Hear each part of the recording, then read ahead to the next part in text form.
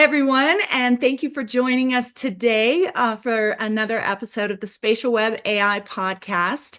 I am so pleased to have our guest here today. He is a very special guest. We have Dr. David Bray with us today. David, welcome. Thank you so much for being on our show. Thank you, Denise. It's great to be here with you, and I look forward to the conversation.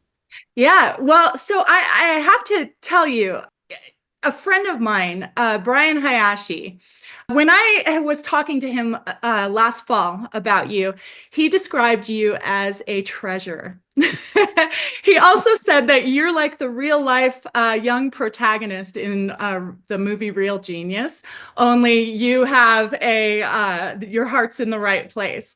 And he also said that it's rare for him to see people who have such your level of understanding of both tech and geopolitics. You've been named one of 24 Americans changing the world by Business Insider. You're the former CIO of the FCC, as well as a long list of accomplishments. So Making me blush, so yes. I would love to have you tell our audience a little bit about yourself and, some of your experience and really what is your driving purpose in the world right now? Because I know it's big and it's impactful. So I'll let you unpack all of that. Sure. Well, that was it was very humbling, and I would say, I think for me, I was just very fortunate. I had two parents. One was a Methodist minister, but he was definitely not dogmatic, and he was one that recognized it's all about personal faith and personal narrative. And while I'm not particularly a religious person, I find there's value in understanding the personal narratives and journeys that people are on and celebrating them. I think that's probably how we initially collected it, is that you are advancing active inference and helping people understand about it. And for me, one, that's something I care passionately about as well, because I think that's the better way forward. I think generative AI will later be looked on as it had some value, but it also had a lot of dead ends. And so anything I can do to help with that. But my mom was also a school teacher, but she was a school teacher that loved to have fun. And she was definitely not the traditional preacher's wife. There's one story, the bishop came to visit them. It was the late 70s, so fake nails were in style. She's lighting a candle for the dinner. Her fake nail catches on fire, and most of us would probably discreetly blow it out. But she turns with her thumb on fire and says to the bishop, "Want a light?" And my dad said he saw his short career pass before his eyes, but the bishop laughed. So my journey has been one Hence your where sense of humor. exactly. I mean, you've got to have a sense of humor. That's also how you know you're not burnt out. If you Yeah. can find a humor even in some of the most challenging moments, it keeps you going. And in fact, in a past life, I used to do counter bioterrorism, which of course, I can remember like thinking like, what type of world requires me to even be in a role of doing counter bioterrorism? But separate from that, we often used to, whenever we saw each other and we passed by in the hallways, we'd say, "Are you having fun yet?" And that was fun in quotation marks oftentimes, but it was really just a test to see if somebody would find some reason, even in the most challenging moments, the most stressful moments, to recognize that we're human and we can't get burnt out. And so I don't know. I mean, the short version is my driving purpose is to make sure free societies still exist 10 to 15 years from now. And there are free societies in which you are free to think differently, you're free to disagree with each other, you're free to have differences of perspectives and opinions, because that's goodness. And again, my mom was Catholic before she agreed to marry my Methodist minister father. And then he was jointly assigned to a church that was jointly Methodist, Presbyterian, Episcopalian at the same time. So, I realized that a lot of people mean well. There's just differences in the words they use and the rituals they do. When I went off to college, I was friends with a lot of people that were both Jewish as well as Muslim. And so got invited to several seders. And so I celebrate that we humans, even if we think we have differences, we actually have much more in common than we do in differences.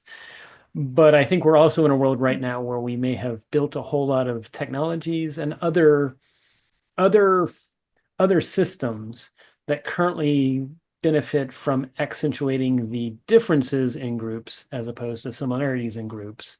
And so that's why I say I'm both a nonpartisan that's sworn oath to the U.S. Constitution, but also a globalist, which generally means I'm shot at from all sides.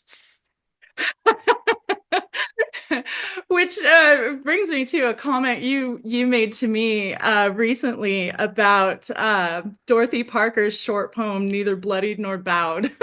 Yes. Again, that's again a sense. She had a sense of humor back then. It's like, I'm doing it because you got to have a sense of fun, but you also got to be yourself. And I know no other way than to be someone that tries to create a big enough tent that brings the differences of opinions together. And just to give a little side, I've actually had a group, and I continue to sort of help with a group and now it's got 300 different technologists and data people that have promised to be nonpartisan, non-attribution. So we don't really talk about who specifically said what, and non-absolutists. And it's now about 300 people, and it's very lively, as you can imagine, here in 2025. But so far, they're not killing each other, which is good. That's great. Yeah. And, it's interesting because besides being able to recognize and appreciate differences in people, because to me, it's interesting because when you think of active inference AI and this distributed network of AI that's coming, it depends on the differences. It depends on all of the variations to be able to kind of push back on each other and come together so that knowledge and wisdom and all of that can grow. Otherwise, it doesn't, but with people, with humans, I feel like we're stuck in this kind of situation these days where people, they recognize differences, but they take an affront to it, and that doesn't allow growth at all. And it's really disheartening because people also seem to be coming from their own agenda tied to their persona. Oh yeah, everyone's got an agenda. And that complicates it even more because Right. then they become passionate about the wrong thing, in my opinion. 100%. Well, and I look back, I started off as a person who built computer simulations. That's what led to government offering me a job when I was 15, which was kind of crazy. Then later did stuff when I was 17 that was classified, also in that area. But I was doing simulations, if anything, to try and understand natural systems, but also understand what we didn't know. One of my first simulations was 1992, 1993, ozone layer deterioration. And then later predicting where forest fires might go. Back in 1995, I couldn't fully declassify it. But it was more to beg the question of what are we missing, what is absent in our understanding of this phenomena, than to say, I know everything. And I think what we're facing right now as a world, and you're absolutely spot on about active inference. I mean, if you go back to the founding United States, I mean, the founders had vigorous disagreements about how to organize, and that was actually valued. I mean, the Federalist Papers, I'm a big fan of the debates that go back and forth. I think the sense of uncertainty, the sense of uncomfortability at either the speed or scale of change has caused people to dig in because they're feeling anxious, and the brain can only feel fearful for so long before it has to either shut down or it starts to get angry. And so people have shifted from being anxious about the future to now being angry. And like you said, feeling grievances. I mean, the latest Edelman Trust Barometer from 2025 says not only is trust down across the board in ways very similar to what we saw in the 1890s with the original Gilded Age, when there was massive technological progress, but now people have a sense of grievance against different groups. And I think, again, that's, if I was to be empathetic, I would say it's because they've shifted from anxiety to feeling like I need to present that I'm right, you're wrong, you have wronged me. And I just am trying to encourage people like, look, free societies are at their best when we're curious and we're learning from each other. Because as you said, if we become echo chambers of thought, that becomes echo chambers in reality. And that's a source of stagnation as opposed to of growth. Yeah, yeah. And it's interesting because I think that people I think our society has kind of gotten into this pigeonhole of if someone has a different opinion than mine, it's not that curiosity about it. Like you're talking about, it's, oh, that means there's something lacking in me or something, like they take it as a personal offense that they have to stand up to rather than a way of learning and sharing and growing and that it's okay to have different opinions. It's good to have different opinions. And I don't know how we change that. I feel like social media has been a huge factor in conditioning that. And so how do we change it? It's interesting because I was having a conversation with someone from the Buffett Institute yesterday about a possible future event we could do. And we were actually addressing that question. And I said, what if the underlying problem is we have built a free internet? I'm doing free in quotation marks because we know it's not exactly free, whose underlying model is ad revenue. Yeah. And ad revenue, you don't usually buy something when you're told everything's all good, nothing to worry about, everything's fine. We know that even if you don't tell the algorithm explicitly, and I don't think people are, that as the algorithm searches for what is the most likely way to get the most viral engagement, we know that what happens is the way to have strongest viral engagement is to get one group angry and another group angry in that group's anger and have it be this reverberating wave that goes back and forth. The second number way is to have fear. Like fear and anger goes back to our evolutionary root as a species. Again, evolution is a blind watchmaker. There's no intentionality. But in our evolutionary history, 150,000 years ago, 100,000 years ago, those of us that paid attention to that moving grass and said, there might be something that's going to eat me or come after me, versus those that saw the moving grass and said, there might be a wonderful surprise, which ones were more likely to survive. And Right. so, evolution has resulted in us being creatures that content that is angry and fearful, unfortunately, goes halfway around the world before content that says, look, it's more nuanced. It's going to be okay. You don't have to worry. And that's where I know you and I are both friends of Carl Friston. I think his diagnosis that we may look back 10 to 15 years from now and say through a combination of the internet followed by the smartphone and now generative AI, we have built an info system or infosphere where we are overloading our brains in ways completely foreign to what is best for them.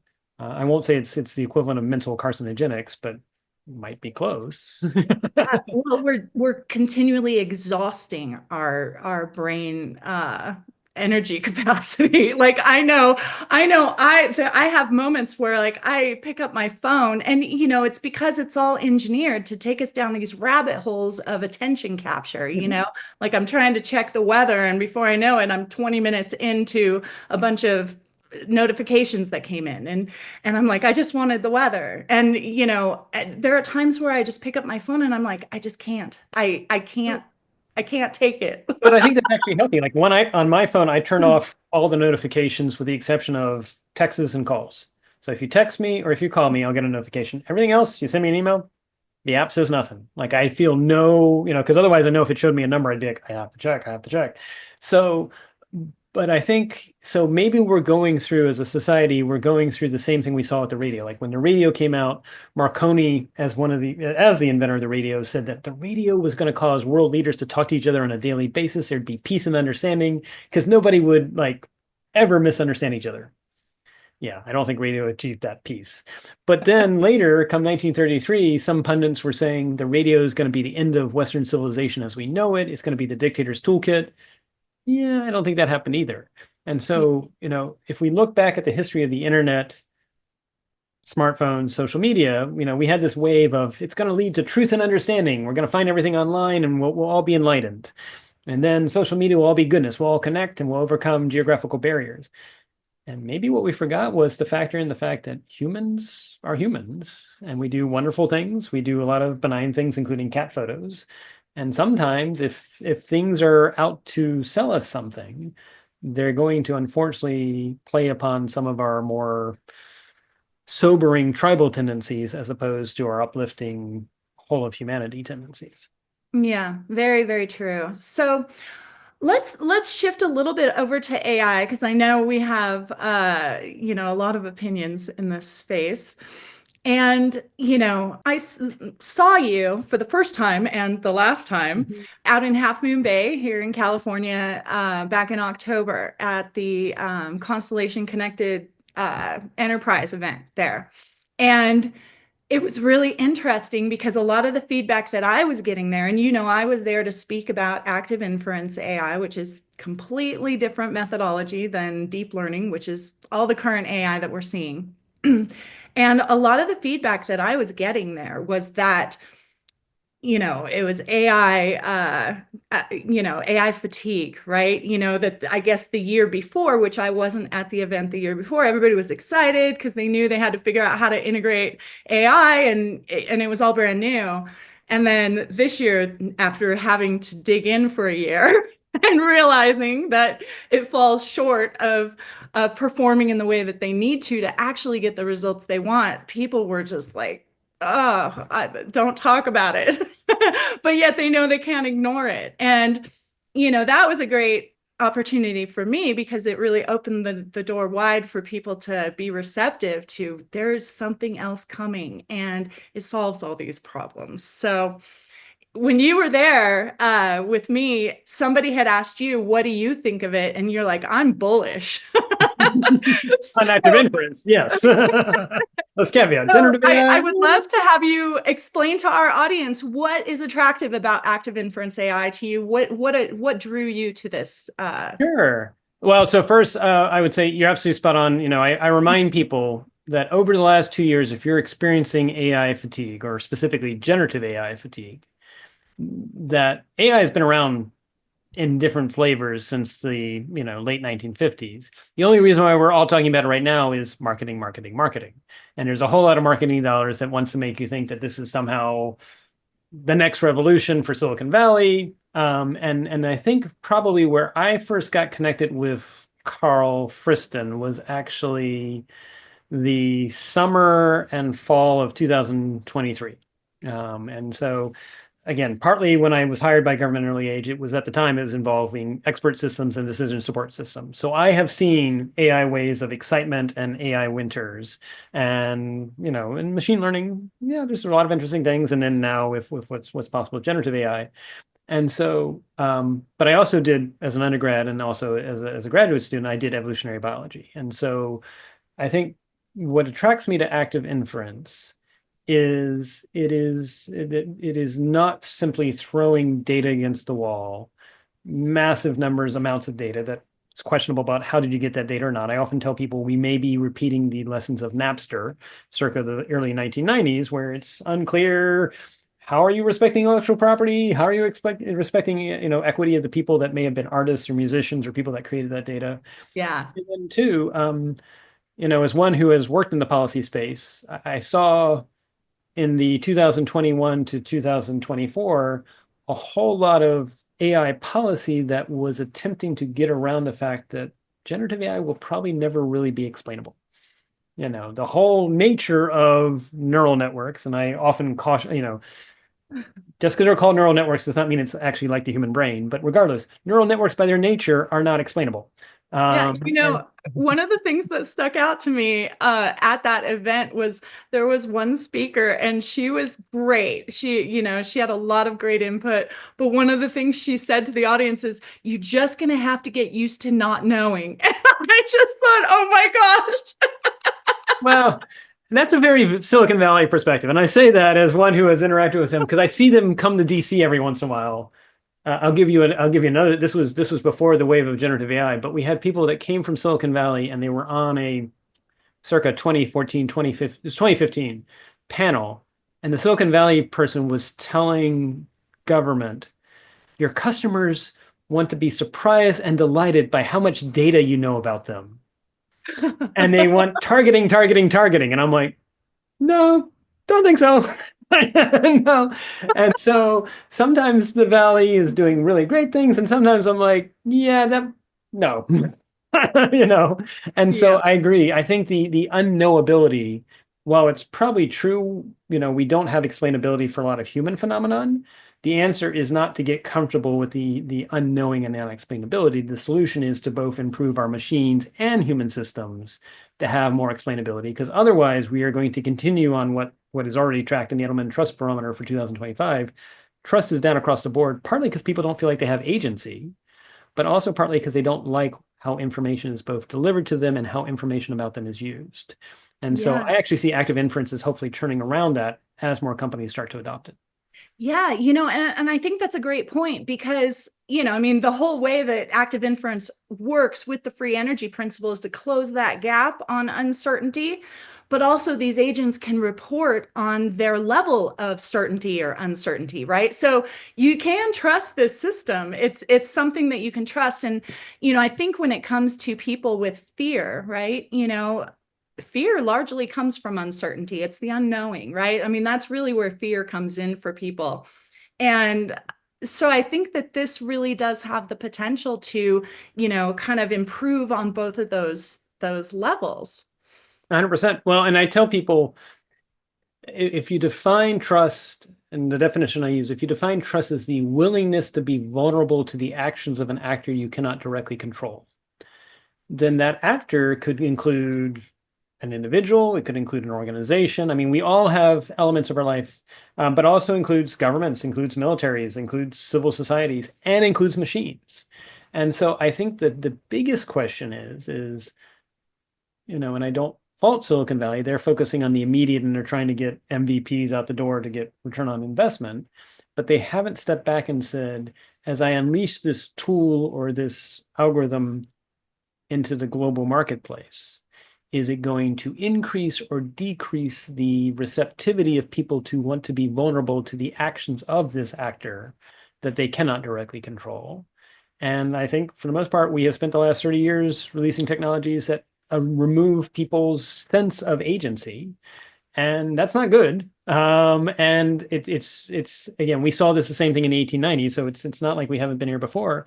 But the solution was, in the end of the day, to turn it around and figure out how we do that. And so I'm a big believer you actually don't do that through top-down approaches, because that itself removes agency. We've got to find better ways of using these tools so that they are human-centric, that they're uplifting individuals just as much as communities, and they do give you a sense of choice and agency that you can then impact what you want done, either in your personal lives, at work, or in the global world.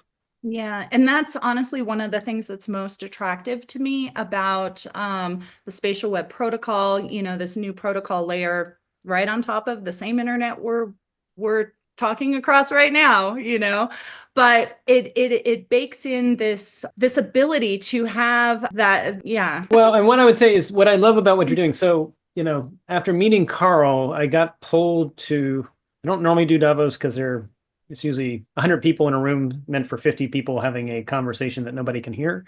But it was the chance to do 5 dinners with him and others, including some folks from Versus, on active inference. And this was January 2024.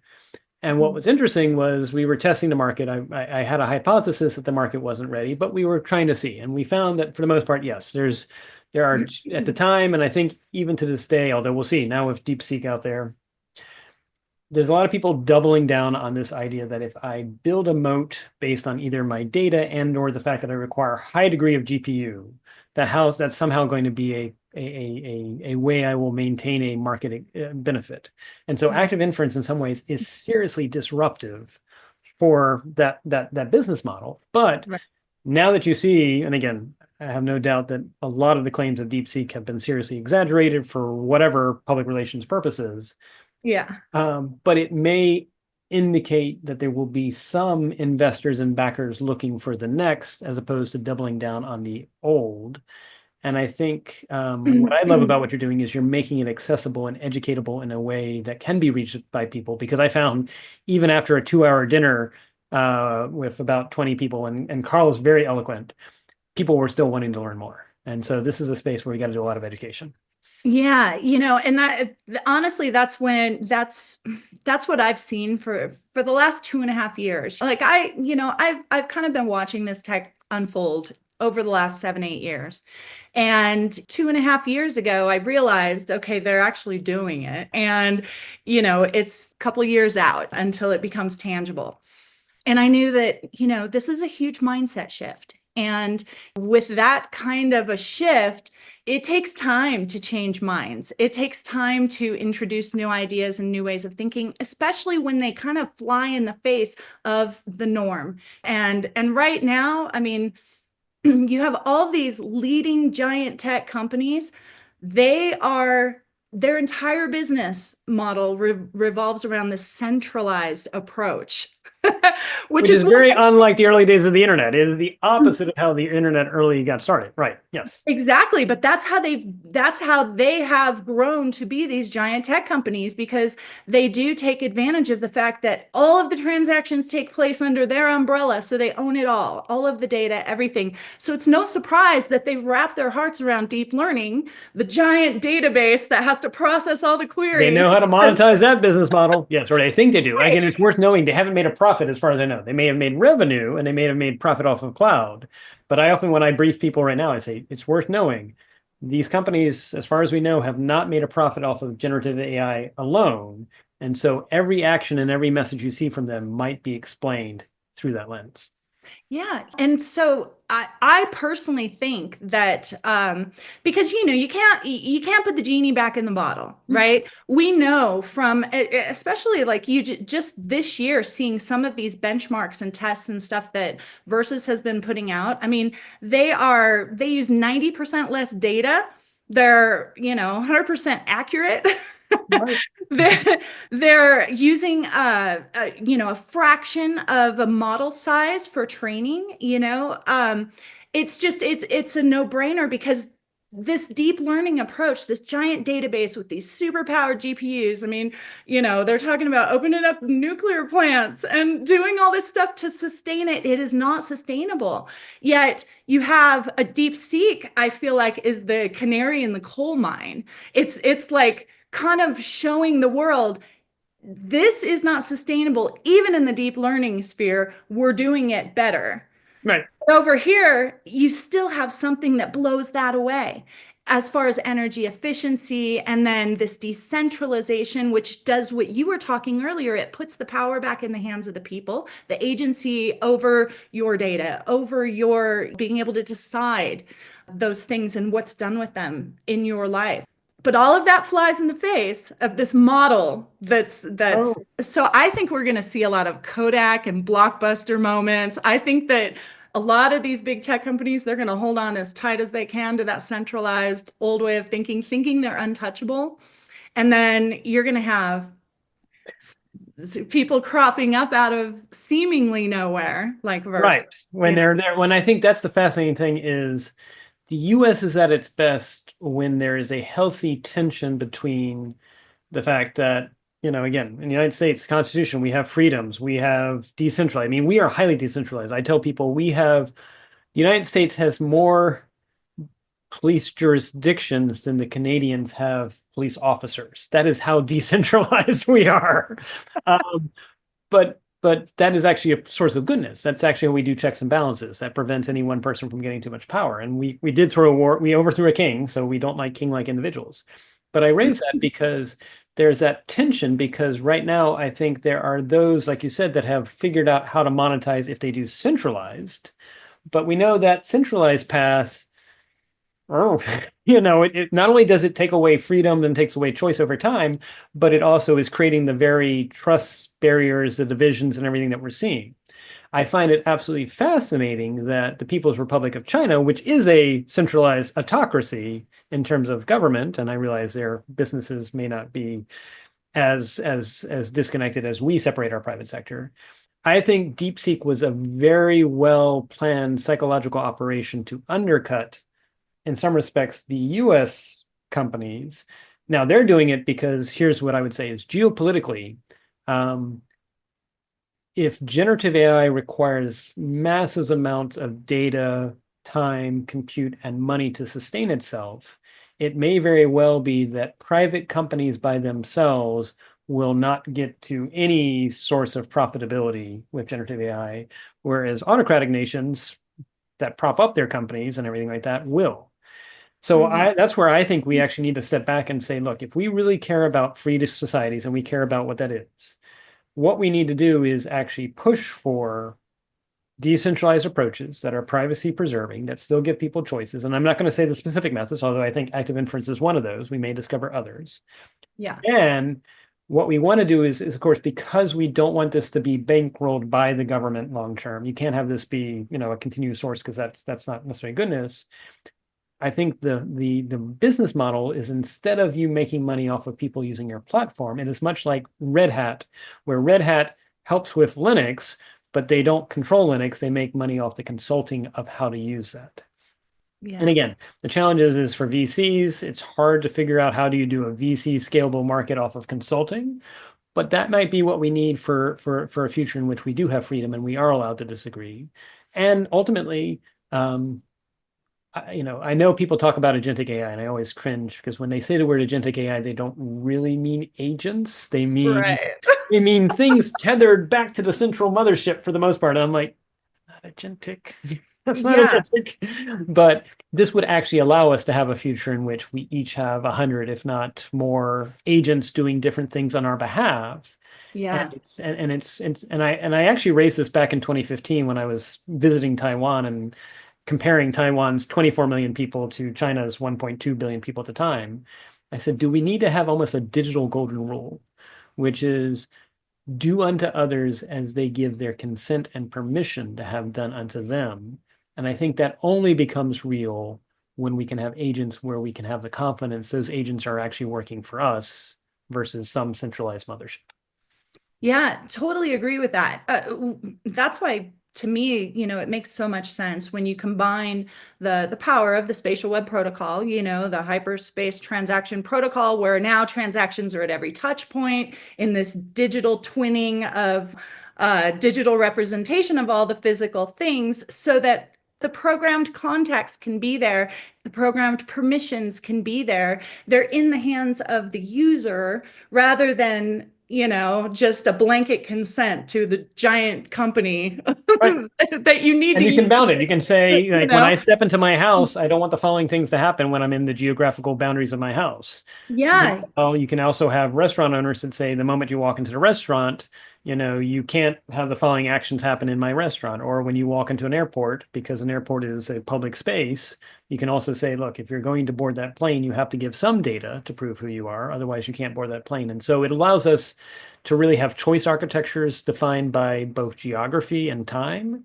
And for right. things like medicine or law, as you know, that don't necessarily have geographical boundaries, you can still express policy formulations. We could actually have, whether it's business process modeling for medical care or even medical policies that say, here are the things that the individual has given their consent to, that they do want to be revived if the following conditions are present. But after more than 30 minutes of attempting to revive them, if they're not showing things or signs or anything like that, then take this action instead.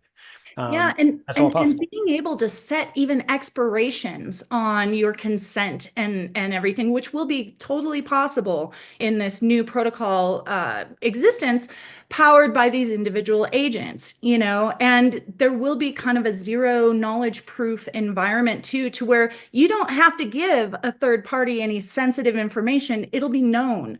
within the checks and balances of the nodes themselves. I mean, there's so much more security. I always tell people who are like, oh my God, AI, they're just, it's like, we're just trying to use all these emerging technologies in the most unsecured environment of the World Wide Web. But What could go wrong? we're progressing into a space that will be much more secure. And then these agents will actually be able to have a deep understanding of the world in real time as it changes moment to moment, So they'll have a grounding layer that is not there with deep learning. There's no understanding of the actual world now in the Oh no, moment, you exactly. know? It is simply pattern There's just matching, an really understanding advanced of pattern theories matching. about the world, Yes, it's like you know? anything that looks like causation is simply just really advanced correlation with generative Yeah, AI. absolutely. And that's actually, that that's the beautiful thing about what we're entering into here. And so it's funny because, getting back to like education about this space, I that's what I see as the most important thing right now, is letting people understand what this difference is, what is really coming, because the genie doesn't go back in the bottle. This is coming. And I think this DeepSeek thing was interesting because, it was a canary in the coal mine. It let people know NVIDIA is capable of falling all of And these NVIDIA may companies have are. an interest to convince you that you have to have exclusive GPU chips to do these AI models as opposed No. to you don't. And with Yes. active inference, it's all the processing gets distributed across the internet, across the network, at the edge devices, the Right. computer, the phone, that, you know, processing these AI queries, the compute necessary, just being distributed.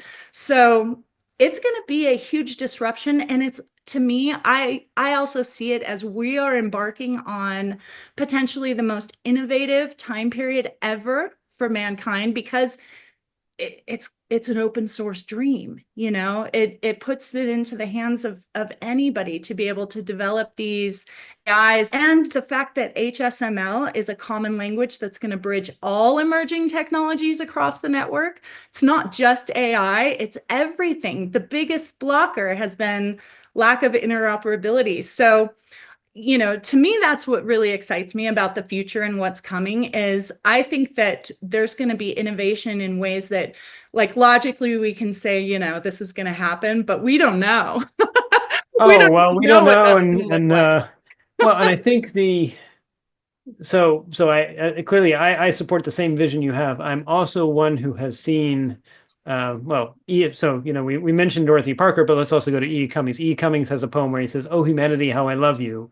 You are constantly putting the secret of meaning of life in your back pocket, sitting down on top of it and smushing it." And so I think, as we've got this really wonderful, well thought out promise that actually does show a better way.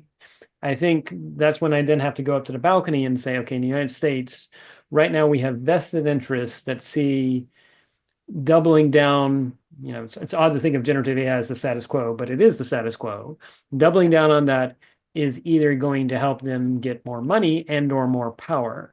And I think as a realist, I often tell people, when anyone says the system's broken, I'm like, no, no, the system is perfectly calibrated to produce the results you're seeing. You just may not like that. And that Yeah. the way you change the system is you got to figure out how to change the incentives or the motivations that are resulting in the emergent outcomes you're seeing. And so, again, I love that you're doing the education. What I am trying to figure out is what we really need to find is one or more multiple US companies that are willing to amplify what is already the proof points. You mentioned Versus. There's also How So. There's some companies out there that are showing this. And of course, there's always the active inference conferences that Carl does too. It's got to be a company that is willing to say, I am willing to place a bet that Gen AI is not the future. This could be, and I think there's a lot of evidence for it. And then that's when you're going to start to get the catalyst to make it happen. Because I think right now what's holding us back is, and I recognize there are people that are forward leaning, but there's also a lot of people in Silicon Valley that are actually want to be the second mover. They don't want to be the first mover because you get shot at. So the question is, we need to find a large enough first mover to give this airtime, Right. that maybe recognizes that either A, they were behind the curve on generative AI, they don't want to be behind the curve on active inference, or they're realizing that they're hitting the limits of what generative AI can get them, whether it's in terms of, again, like, DeepSeek was a shot across the bow. I will be interested in long-term one when we get the whole story, how much it really cost and how much time it took. Also with Yeah. DeepSeek, I'm also interested, whether you call it AI colony collapse or model destabilization, because it's an AI trained on an AI. Ooh, there's some risk there. Right. Right. I would Model not trust deconstruction. DeepSeek for some really, it's something that impacts life, liberty, or property. Yeah. You know, it's it's going to be interesting to see, you know, because I know that, like, as far as with Versus and, you know, their Genius platform where you can model these agents, and you know, they've been in beta and they opened it to the wider developer community last summer. But they've got some big players who are a part of this beta. You know, NASA JPL is in on it, Volvo, you know, you've got Cortical Labs, and, you know, you've got a lot of people doing some major things. Analog, and they're working with Analog to do the Abu Dhabi Smart City project. This morning, I just saw something announced with a telecom company in Australia that they're working with to go after fraud, telecommunication fraud, using the technology. So it's going to be interesting to me. I think once people really see the impact, the real world impact of Yep. what this is capable of, I think it's a no-brainer, but I do think you're right in the sense that, we need to see more and more support of that. But again, I think that comes down to education too, right? Where even these large companies, they barely understand what deep learning is. Oh, other than I can monetize it and everybody else seems to be doing it, so I will monetize it. Yes, or I think I So, can monetize it. and honestly, that's one of the reasons why, like, I just did a soft launch of my education platform. I'm actually going to be, this week I'm inviting a lot more people in, and later this week I'm doing a big announcement to Nice. oral. Excellent. We'll have to amplify it. Excellent.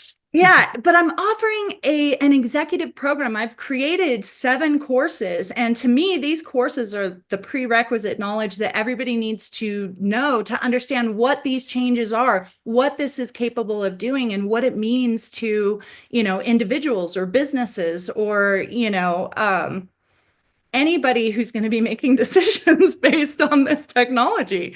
You have to understand what this is and all the various aspects of it. So, when it Oh, comes absolutely. to, Well, you're doing the right thing. I mean, I can, the number of times in my life, I mean, I think the thing that I always fall back on is so I joined the Bioterrorism Preparedness Response Program in November of 2000. The Agile Manifesto at the time. So Agile development, which we now all take as, again, it's not a panacea, but, most folks would say if you're not at least thinking about where Agile fits, and then there's sometimes when it doesn't, then you're missing the boat. But initially, the Agile Manifesto came out. I was an early adopter. I was the IT chief for the bioterrorism program, but I was being told, follow the 5-year enterprise architecture, follow the 3-year budgeting cycle. And so I literally had an email that I sent in June of 2001 where I said, we don't have a deal with Mother Nature or bad actors not to strike until we have our IT systems online. But I was still being pushed to like, you're being disruptive. What's this Agile thing? Why are you adopting it? And it was actually scheduled weeks in advance for me to brief the CIA and the FBI as to what we would do technology-wise should a bioterrorism event happen. That just happened to be September 11th, 2001, 9 o'clock in the morning. We obviously responded, the briefing was postponed because 8:34 the world changed. Stood down from my own on October 1st. I briefed the CIA on October 3rd. First case of anthrax showed up on October 4th, and then everything else went from there. Had wow. we not done agile development, we would have had to handle 3 million environmental samples and 300,000 clinical samples by fax versus digital. Yeah. But that's Yeah. where I think it's sort of similar here, where you know, you know, one can ask the question: had 9/11 not happened, and again, I didn't want 9/11 to happen, but had it not happened, I would have probably been perceived as a heretic, and after 2 or 3 years, gone on and done other things. I think with generative AI, the question is, again, you're doing the right thing. You're getting the education out there, and maybe it is going to be more of the deeper scrutiny as to can you actually defend your business model with this massive compute strategy, or is that going to be undermined by geopolitical actors? In which case, dear United States, dear Canada, dear Europe, Australia, New Zealand, and other free societies, maybe you need to invest in the next as opposed to doubling down on the current.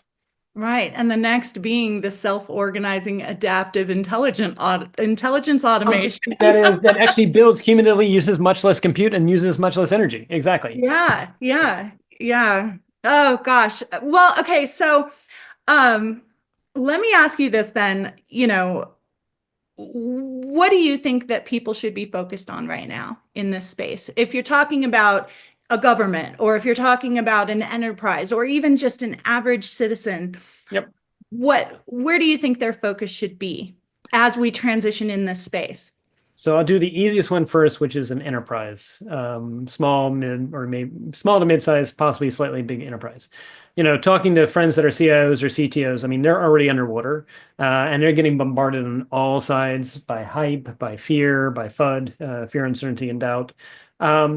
So I would say, one, take the time to get smart. where you can. I know that's hard, and I often get people to say like, where's the one place you go to get all this information? Like there is no one place, but Right obviously here. you can do it for active inference, but I mean, there's obviously other tools. I mean, Yes. they're underwater with cybersecurity hits, hardware questions, all this sort of stuff, supply chain. Yeah. So I think take the time, that would be worthwhile. And I would say simultaneously, enterprises should be making the case to their boards and say, we need to spend 5%, maybe up to 10% to start placing some strategic bets. And part of that should be not just placing bets on the existing generative AI approaches, because again, AI has gone through waves of expert systems, decision support systems, machine learning, and now deep learning. We would be remiss to not think there's going to be other approaches. So include some active inference in it. But the other reason I tell people is if you don't make that case to your board that you need to be spending 5 to 10% on some future leaning things while 90% doing the must do now, the boards will create some other position that somebody else will do it for you. And so Yeah. I think Yeah. it's important. The individual, that's a little bit harder because a lot of us are really, I mean, most people are just trying to get through the day. They're just incredibly busy. They're bombarded by how do I make sense of it? I would say if you have bandwidths, educate. And that's where obviously you're providing that. I would say even if you don't, take the time to recognize we have been through waves of history before where massive changes happened. It has felt anxious. It has felt turbulent. And so if you are feeling anxious about the here and now, one, know you're not alone, but then two, it's going to be okay. It Yeah. may not feel like that, but I think that's where I think for everyday people, I'm almost like, give yourself the permission to recognize that, yes, you do feel anxious, but it's going to be okay. And that there are forces that are going to tell you it's not because it serves their interest, but it will. You're right. Yeah. And then finally, for governments, well, I think it's harder because government is trying to reach for levers that it used in the past. But in the backdrop of the last 30 to 40 years, I tell people we have succeeded in giving people and organizations the capability of the CIA and the KGB circa the mid 1970s. But we haven't upgraded society to deal with the fact that you have those capabilities. I mean, your smartphone can call anybody at a moment's notice.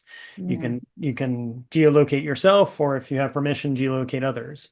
You can download commercial apps that have satellite footage that's at 0.25 meter resolution that's possibly 15 minutes recent, that old.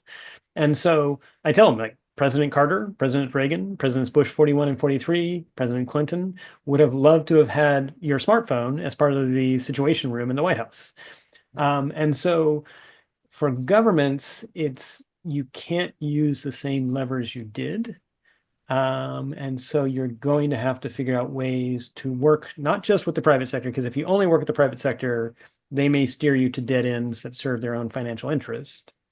You got to work with the private sector, but you've also got to work with other voices raising future perspectives, whether that be startups, whether it be people like yourself, other people that are saying, look, if we simply double down on the status quo, especially for free societies, we may find that we get ourselves in really bad geopolitical waters where we have gone down a blind alley, and other nations that can be more force directed have outcompeted us. And that to me would be a loss for free societies if we find ourselves outcompeted. But I also realize in the original Cold War between the Soviet Union and US, we just had to be more competitive than the Soviet Union, and they had their own challenges.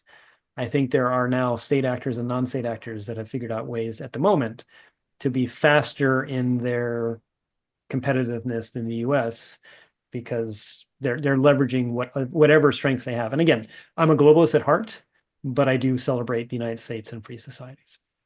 Yeah, absolutely. And, I think that one of the ways to kind of preserve those qualities is through community. And, as a global society, we can have global community that then we can take back to our regions, our environments, and nurture them to have, to maintain those positive qualities and everything else. And actually, that's another aspect of what I have launched here with this learning platform is there's an entire community kind of social networking side to it, so people can go and create, you can post in your newsfeed, you can talk to other people, you can follow them, you can meet people who are also interested in this and find out what you're doing and how you can kind of mesh together. But you can create focused groups and invite people into it and have very focused conversations about different aspects of technology, different regions, different industries, all kinds of things. So I think that's really necessary when you're talking about such a big shift, and kind of keeping everybody aligned towards, being a force for good in this Well, trans. and going further, yeah, I'm all for. I mean, again, you and I both resonate. I believe that positive change agents illuminate the way forward. I'm also a realpolitik person, so I would say so. I won't. In the mid 2010s, I won't give the exact date range. I visited a generally friendly nation to the United States, and I got to meet with the Deputy Minister of National Defense. We had a great conversation. At the end, we gave gifts, and you're not supposed to look at them until you leave. At the end, I looked at what he gave me, and he gave me a battery-powered USB device, and I'm like, really? Really? Really? This is 2015. So I waited till I got back home, sent it off to some people that came back about 2 weeks later, and they said it has some of the worst malware on the face of the planet. It's trying to call home. And I'm like, yeah, love you too. But I raised that because, even as you work to try and align mutual interests, I think there's a phrase that says, there are no, there are friendly nations, there are intelligence agencies of friendly nations, foreign nations, but there are no friendly foreign intelligence agencies. And I raise that because we would be remiss if we didn't see the value of both. Yes, we should collaborate and work together where we can and align interests, but also fences make for good neighbors, they say. And so that leads to how you talk about the geospatial protocol. We may be in a world which we want to have certain things happen only when you're in U.S. periphery, because there are certain laws that protect people on U.S. soil that are not present overseas. But similarly, if fortunately I knew enough not to plug in that battery operated device because I suspected that it was probably not a good thing. But you could also say in the future, if you have this device from overseas and all of a sudden it starts doing an exfil to a foreign IP address that does not appear to be in the geospatial boundaries of the United States, maybe you should stop that. And so I actually think in the conversations about active inference and how it can help and the geospatial protocol, I think there's actually a huge cybersecurity dimension, both for software and hardware, where that can help too, which is just pragmatic, that we will find ways to collaborate, but every nation's also going to try and eke out an advantage too. Yeah, that is so true. Oh, well, it's another day of the adventure.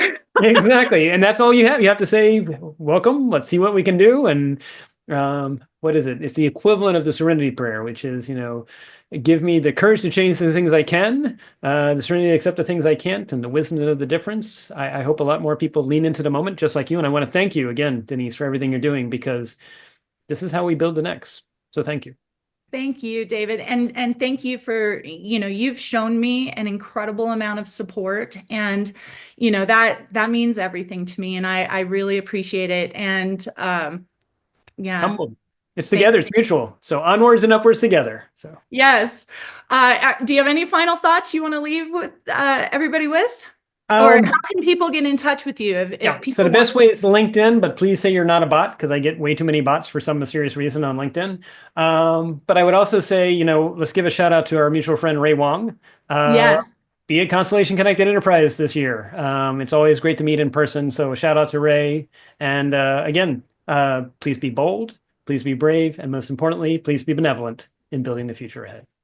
Thank you. Love it. Thank you so much, David. Thank you for being here. And thank you everyone for tuning in. We'll see you next time.